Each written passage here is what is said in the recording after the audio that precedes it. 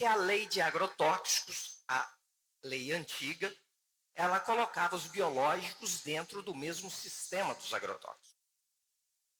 Esse decreto ele veio para mudar, criar um sistema diferenciado para os biológicos. E nesse decreto teve um artigo que disse o seguinte: esses produtos já aprovados para a agricultura orgânica podem ser produzidos pelo agricultor para uso próprio sem a necessidade de registro.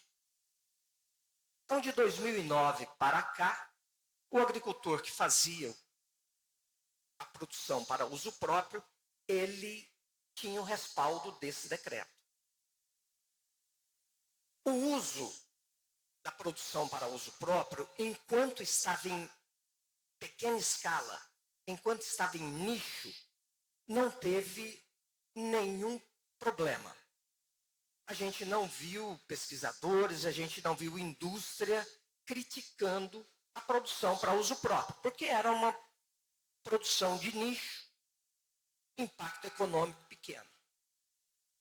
Isso mudou principalmente depois de 2013, das infestações da helicoverpa, e também do uso que o agricultor foi fazendo e percebendo que dava certo, inclusive em grande escala. A partir de 2021, começaram as dificuldades. A Associação CropLife denunciou agricultores em vários estados, Tocantins, Goiás, Paraná.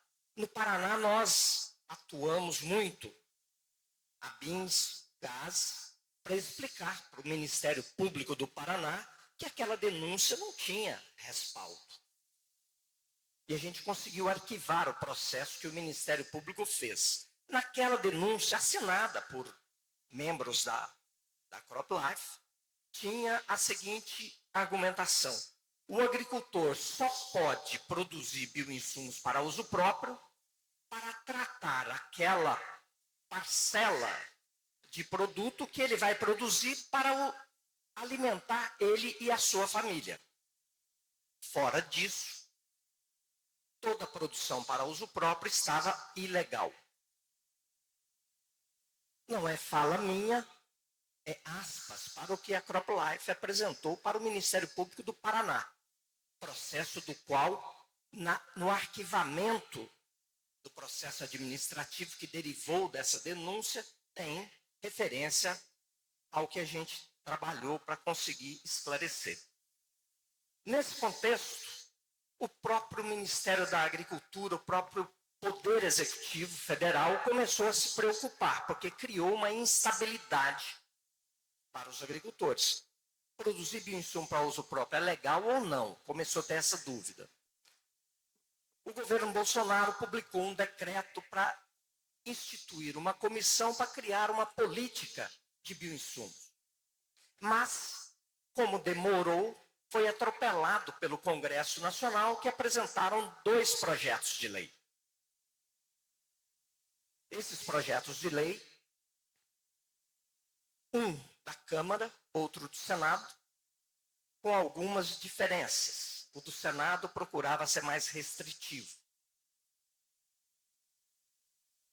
E a discussão aconteceu, aquilo que estava sendo encaminhado para os ministérios públicos começou a aparecer no Congresso Nacional, no processo de discussão desta lei de... Fiz essas observações a respeito dessa evolução, para a gente observar que nós estamos discutindo essa lei de bioinsumos, a regulamentação agora, não por uma efetiva necessidade de acomodar a tecnologia, mas sim de acomodar interesses econômicos. A produção de bioinsumos, a venda de bioinsumos prontos para uso, nunca teve um problema. O problema é a produção on-farm. E sejamos claros, as dificuldades em todo o processo foi garantir a produção on-farm para os agricultores. A grande indústria queria manter o modelo dos agrotóxicos para os biológicos, onde só a empresa pode produzir e vender esse produto. Garantir a produção da on-farm significa você criar um elemento moderador de preço no mercado. Esse é o ponto de dificuldade. Porque quando você tem um elemento moderador de preço, o que que isso faz? Ele beneficia tanto quem usa o on-farm, quanto quem não usa o on-farm. Porque se a indústria de biológicos coloca o preço do on-farm nas alturas, o agricultor tem a opção de colocar a produção on-farm na sua propriedade e reduzir o seu custo. Então, qualquer agricultor que está presente nessa sala tenha muita consciência desse ponto.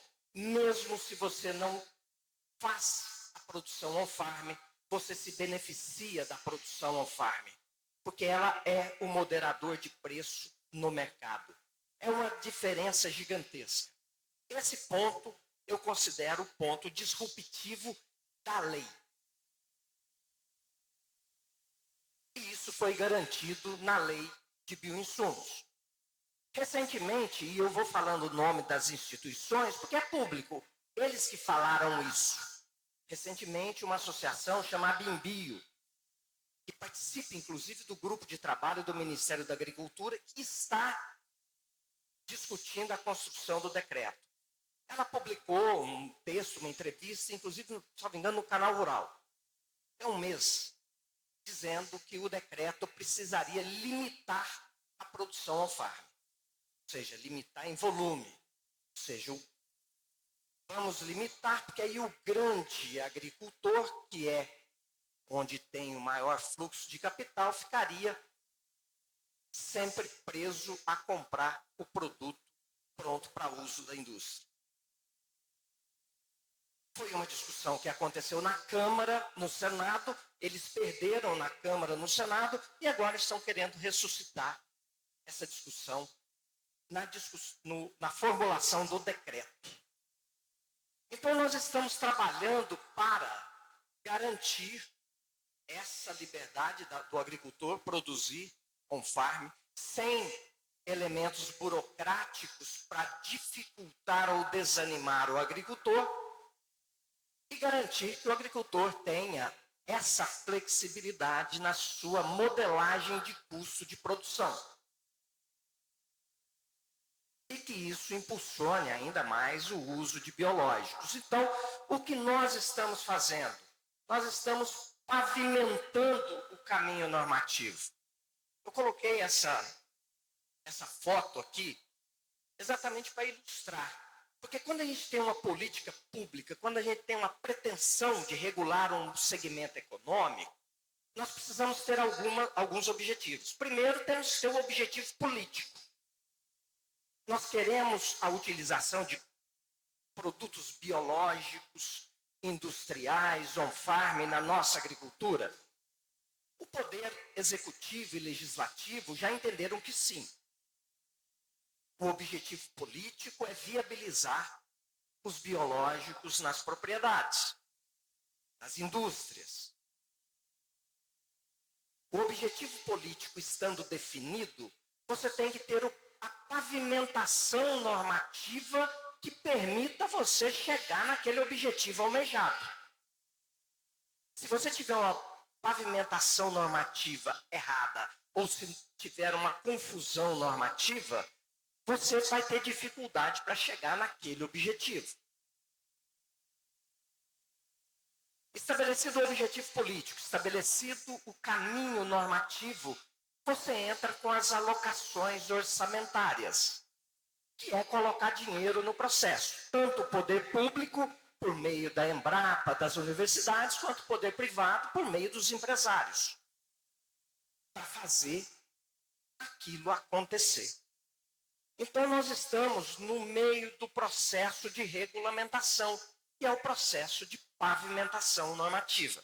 Temos a lei, mas precisamos fazer o decreto cuidando para que no decreto não seja colocado um monte de burocracia para dificultar principalmente a produção on-farm e também para dificultar a entrada de novas empresas no mercado. Tem gente dentro desse grupo que está construindo o decreto que quer que todos os registros de produtos biológicos, inclusive daqueles cujo micro-organismo já tem registro, que passe pelo Ministério da Agricultura, Anvisa e IBAMA. Fazendo um caminho gigantesco e moroso e dispendioso para o registro de um produto, que uma pequena, média empresa talvez não suporte. As grandes empresas suportam.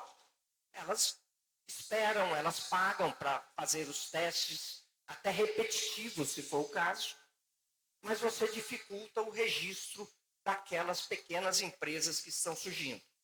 E o interessante não é inovar só produto, porque você pode ter duas empresas, é um oligopólio, e você pode ter um monte de produto. O interessante é você inovar empresas. Grande parte dessas empresas que estão em todos os eventos de biológicos são empresas recentes. Então nós temos uma lei que ficou muito boa, mas temos que cuidar para que o decreto não prejudique aquilo que a lei tem de bom. Então um recado para todos é que procurem as suas instituições representativas e exijam que tenham um cuidado nesse processo de regulamentação, que conversem com os deputados, com os senadores, para que eles estejam atentos para que o decreto que está sendo feito não venha a prejudicar o que a lei já garantiu. A lei garantiu que a indústria continue produzindo os seus bioinsumos prontos para uso. A lei garantiu que as indústrias podem desenvolver um mercado de inóculo. A lei garantiu que o agricultor pode continuar produzindo bioinsumos para uso próprio, que ele pode buscar inóculos no mercado, ele pode buscar cepas, linhagens em banco de germoplasma credenciado, que ele pode produzir o seu inóculo na propriedade e utilizar o seu inóculo, ele só não pode vender, ele não precisa de registrar esse inóculo. Então a bioprospecção ela é permitida por lei e o uso do inóculo que foi identificado também é. Se o agricultor está produzindo para uso próprio, entendeu que aquele inóculo é bom, que merece estar no mercado, ele pode ou fazer uma parceria com uma indústria, ou ele pode se tornar uma indústria.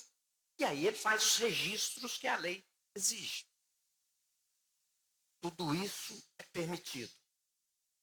O mercado de inóculo, como que vai ser? Tem o impedimento de multiplicação de produto comercial para produção para uso próprio.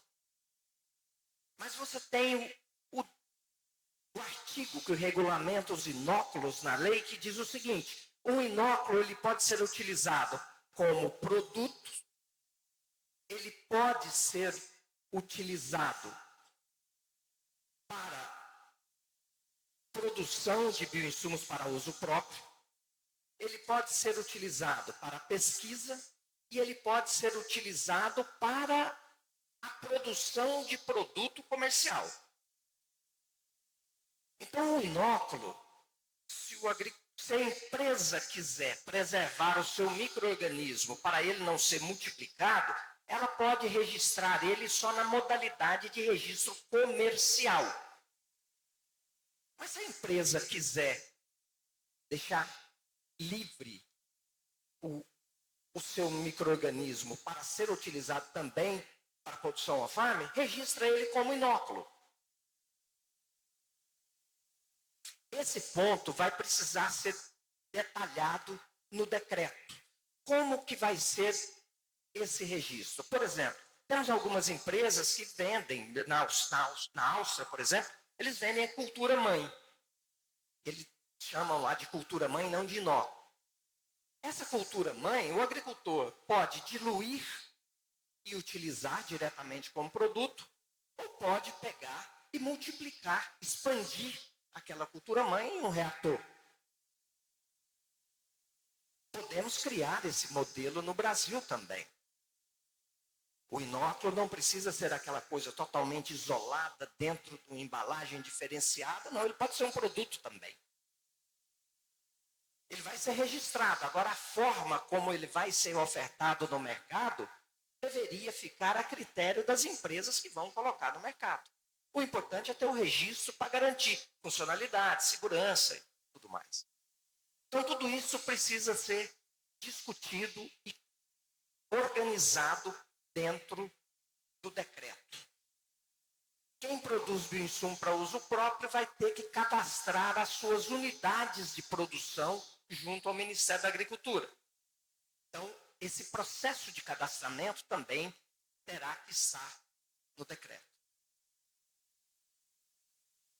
Quem quiser produzir bioinsumos para uso próprio em comunidade, em associação, a lei garante que pode.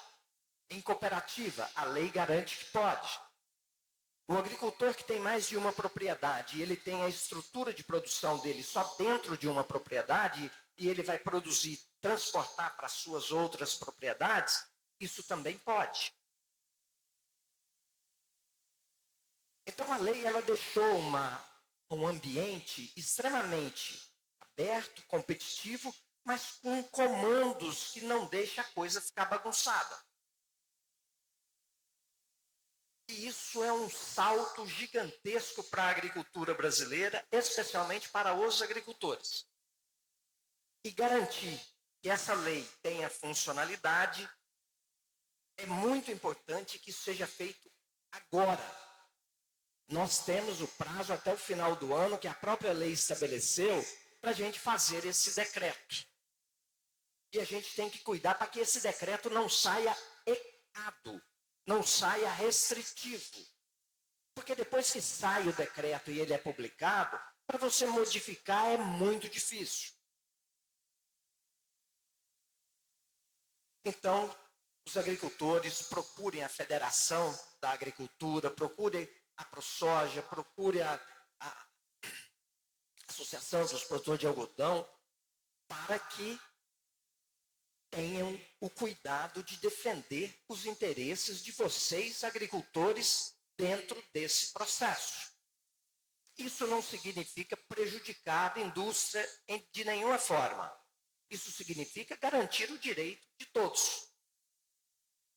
Lá com os agrotóxicos, faz sentido você deixar só para a indústria. Ninguém vai montar uma fábrica de glifosato para uso próprio. É inviável economicamente. Mas todo agricultor pode montar a sua biofábrica porque é viável técnica e economicamente. Então, essa garantia que o agricultor conseguiu com essa lei, o agricultor deveria exigir que ela não fosse reduzida e nem eliminada. É uma mudança significativa no mercado de insumos, que fornece ao agricultor uma ferramenta gigantesca para a sua autonomia no controle da sua planilha de custos. Era isso. E a gente fica à disposição para perguntas depois. Obrigado.